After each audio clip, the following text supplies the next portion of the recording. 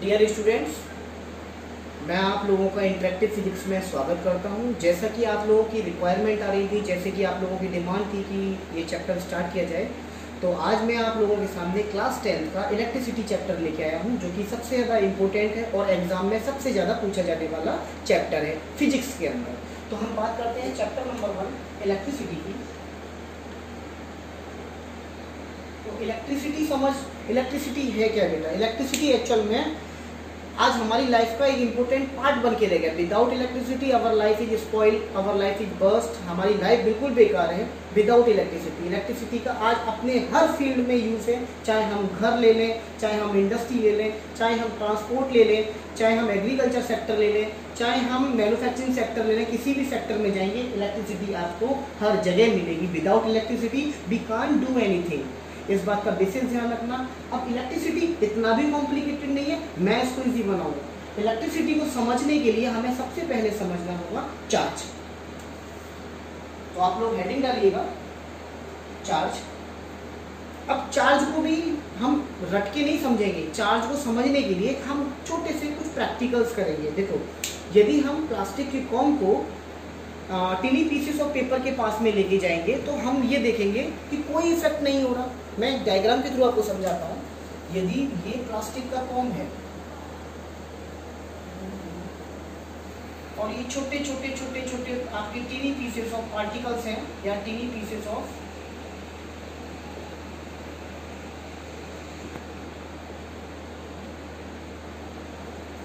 तो हम बोलेंगे कि जब प्लास्टिक के कॉम को टिनी पीसेस ऑफ पेपर के पास में लेके गए तो कोई भी इफेक्ट नहीं है, no effect. That mean it is neutral, both are neutral, दोनों न्यूट्रल हैं। क्यों न्यूट्रल है भाई? प्लास्टिक कॉम भी अपनी एज इट इज पोजीशन में और टिनी पीसेस ऑफ पेपर भी एज इट इज पोजीशन में। लेकिन यदि हम प्लास्टिक कॉम को अपने हेयर से रब करें और इसकी को हम टिनी पीसेस ऑफ पेपर के पास में लेके जाएंगे तो हम ये माना जाएगा और ये कहा जाएगा कि प्लास्टिक कॉम पे कुछ चार्ज आया है। कैसे? यदि आपने अपने हेयर से प्लास्टिक कॉम को रब किया और आफ्टर रबिंग आप क्या देखते हैं, ये आपका कॉम है, तो रबिंग के बाद में आप देखते हैं छोटे छोटे पीसेस ऑफ पेपर हैं, ये इसके आसपास की सतह पर आ जाते हैं। क्यों आ जाते हैं? इसका रीजन ये है कि यहाँ पर कुछ ना कुछ जनरेट हुआ है। क्या जनरेट हुआ है? Electricity. That mean frictional electricity. Frictional electricity कब डेवलप होती है? जब आप फ्रिक्शन कर रहे हैं, फ्रिक्शन की वजह से डेवलप हुई इलेक्ट्रिसिटी को हम फ्रिक्शनल इलेक्ट्रिसिटी बोलते हैं। फ्रिक्शनल इलेक्ट्रिसिटी यहाँ पर जो टिनी पीसेस ऑफ पेपर हैं वो इस कॉम पर आके स्टिक हो गए हैं। अब यहाँ पर हम ये बोलेंगे कि ये कॉम जो है वो इलेक्ट्रिकली चार्ज है। हम इस कंडीशन में बोलेंगे हम कि ये जो कॉम है वो इलेक्ट्रिकली चार्ज है। और इस केस में हम बोलेंगे कि ये जो पुराना वाला केस था, इस केस में इलेक्ट्रिकली न्यूट्रल है। इसके बाद में हम जो है नेक्स्ट टॉपिक लेके आए हैं आपके सामने, सॉरी नेक्स्ट एग्जांपल है। वो एग्जांपल है यदि मैं बोलो हाँ, यदि मैं दूसरा एग्जांपल आपके सामने समझाता हूँ ग्लास रॉड को। ये आपके सामने ग्लास रॉड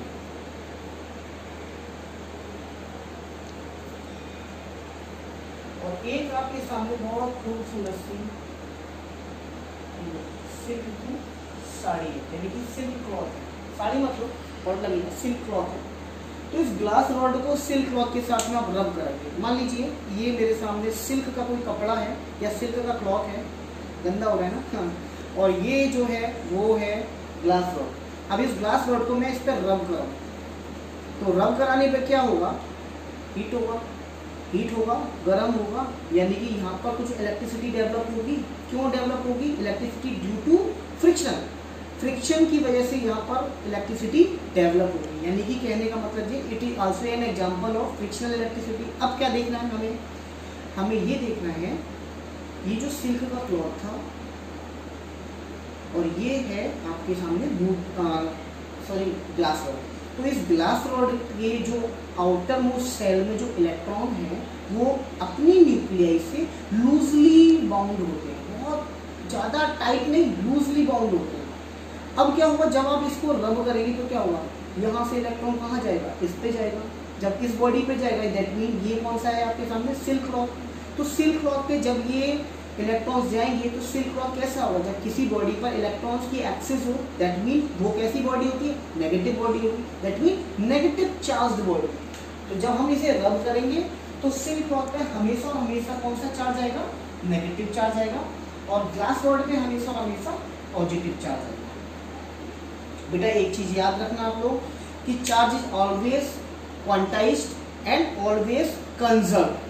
तो क्वांटाइज वाला मैं एग्जांपल और क्वांटाइज वाला मैं केस मैं आगे डिस्कस करूंगा, लेकिन जो मैं बात कर रहा हूँ चार्ज इज ऑलवेज कंजर्व, तो चार्ज इज ऑलवेज कंजर्व का मैं एग्जांपल समझाता हूँ। Charge can neither be created nor be destroyed but it can be developed, it can be transferred into one form to another form. यानी कि कहने का मतलब ये है कि जितने इलेक्ट्रॉन इसने इसको दिए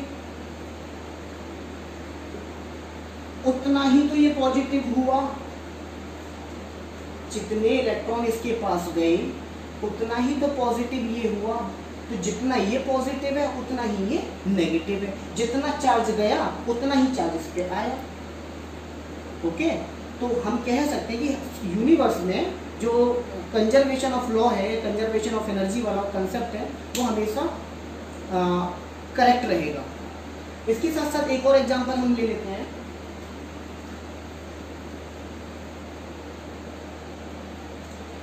जो सेकेंड एग्जांपल हमारे सामने है, यदि मैं एबोनाइट की रॉड को वूलन क्लॉथ के साथ में रब करूं तो क्या होगा। अब ये एबोनाइट रॉड क्या है, एबोनाइट रॉड बस हार्ड रबड़ समझो इसको, जिसमें 25 से लेके 80% तक सल्फर है। तो एक 25 से लेके 80% तक सल्फर है, बाकी का लिंसीड ऑयल होता है, रेस्ट लिख सकते हैं आप अगर नॉलेज के लिखना चाहते हैं, रेस्ट लिंसीड ऑयल, जिसे हम हिंदी में बोलते हैं अलसी का ऑयल, अलसी का तेल।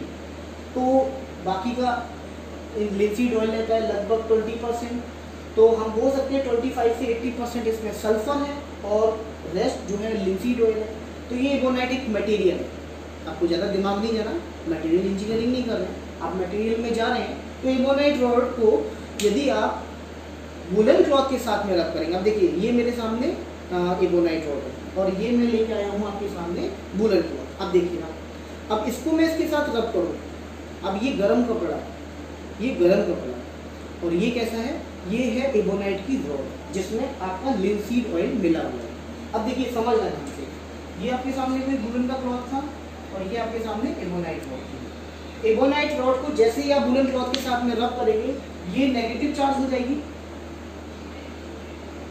और ये पॉजिटिव चार्ज हो जाएगी। इसका मतलब क्या हुआ, यहाँ से जो इलेक्ट्रॉन्स होंगे वुलन क्लॉथ से वो क्या होंगे, वो इसकी तरफ ट्रांसफर हो जाएंगे, किसकी तरफ, इस एबोनाइट रॉड की तरफ। तो हम कह सकते हैं कि ये एबोनाइट जो रॉड है वो नेगेटिवली चार्ज है और ये जो तुम्हारे सामने वुलन क्लॉथ है वो पॉजिटिवली चार्ज है। इसका मतलब ये हुआ कि जितने इलेक्ट्रॉन इस पे पहुंचे हैं वुलन क्लॉथ से, ये इलेक्ट्रॉन पहुंचे तो जितने इलेक्ट्रॉन जाएंगे उतना ही तो इसका पॉजिटिव आएगा, पॉजिटिव चार्ज आएगा।